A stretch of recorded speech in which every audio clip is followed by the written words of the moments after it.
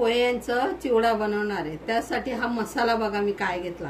हा बघा मसाला या हा हे दोन हे चमचे आहे ना। हा एक चमचा मी साखर घेतली, अर्धा चमचा जिरं घेतलं, चाट मसाला घेतला अर्धा चमचा, धने पूड घेतली अर्धा चमचा, ओवा घेतला अर्धा चमचा, बडीशेप घेतली अर्धा चमचा, काळं मीठ घेतलं अर्धा चमचा आणि एक सपाट चमचा पांढरं मीठ घेतलं, हळद घेतली आणि हे लिंबूचं सत्व घेतलं।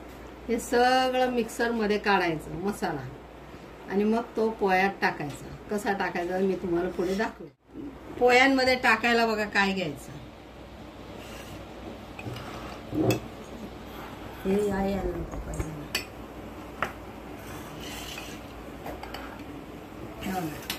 हे मिरच्या घेतल्या, कढीपत्ता घेतला, हे बदाम घेतला, मनुके घेतले, काजू घेतला, खोबरं घेतलं, शेंगदाणे घेतले आणि डाळ्या घेतल्या।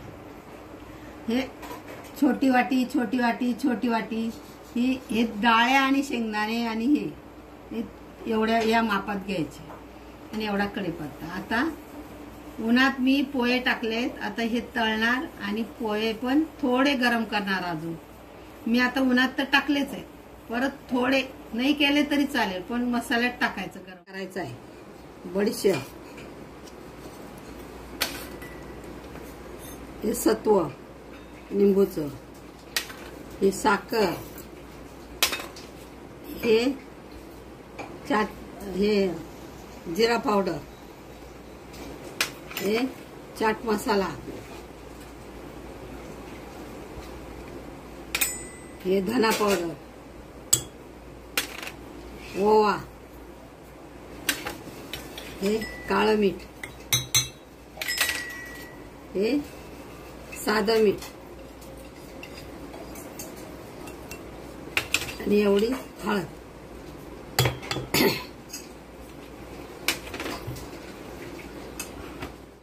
एवढे अर्धा किलो पोहे आहेत बघा।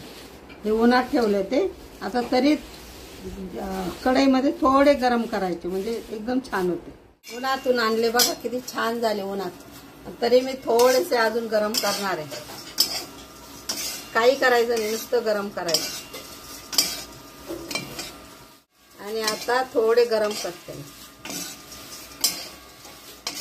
थोडे थोडेच घेऊन गरम करायचे, नुसतं गरम करायचं कारण उन्हात ठेवले होते मी। थोडं मीठ टाकायचं म्हणजे तेल चांगलं राहतं। आता याच्यात शेंगदाणे टाकायचे,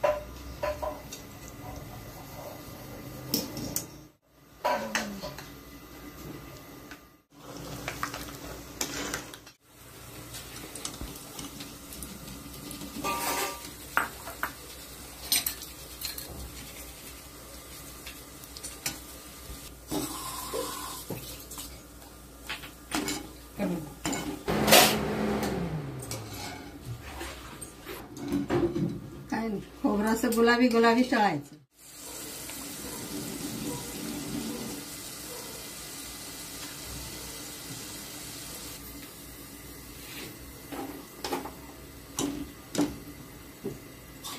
हा बदाम,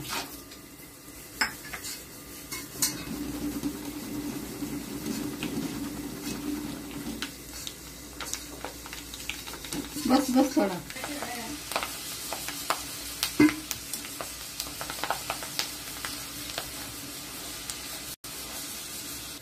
हे मनुके, डाळ्या,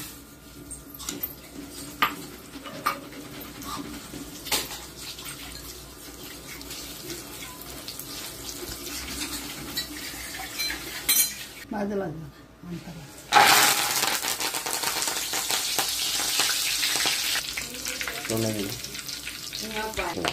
बोल।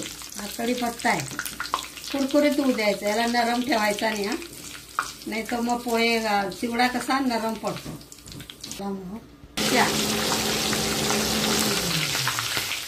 ते तेल टाकायचं, आपण पोह्यांमध्ये तेल टाकत नाही, टाकायचं गरम गरम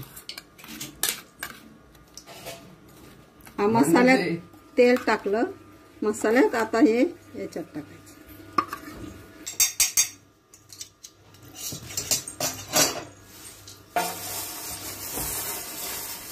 असं मी आता चिवडा बनवला बघा आता हे थोडासा कलर जरी दिसतो ना थोडा तो सगळा कलर पिवळा होऊन जाईल